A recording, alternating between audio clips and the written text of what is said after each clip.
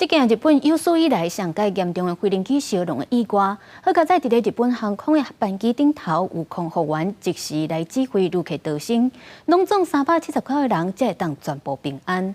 回想到事故迄当时，旅客也是真惊吓，因为伫咧证人走出去了后，这飞行器随着发生爆炸。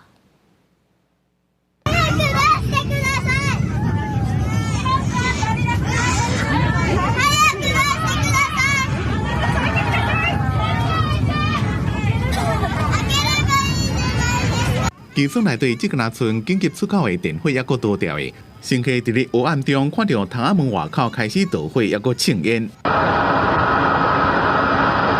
对另外一个角度来看，这个日本航空客机伫咧降落时阵，规台导火，袂输敢若一粒火球伫咧跑道顶走。机顶包括乘客甲机组员总共379人，看到这种情形，医院正冷静，赶紧对此推走来。ちょっと煙臭いぐらいで。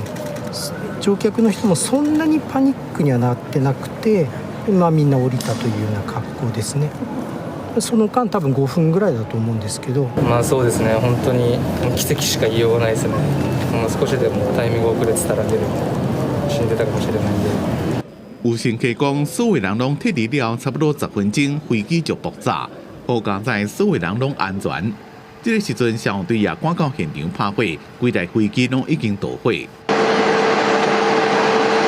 若拄到飞机导火，要安怎保护家己？训练有素的空服员首先就要先确定倒位导火，并且通报机长联络塔台，加派消防车抬面。飞机迫降的时阵，叫乘客用手把头摸掉的，把握时间赶紧落飞机。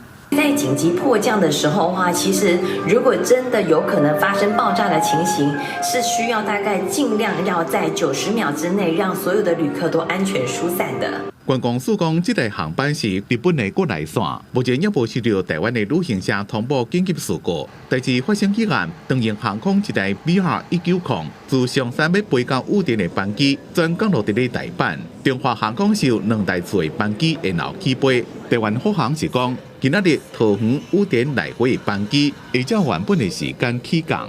记者综合报道。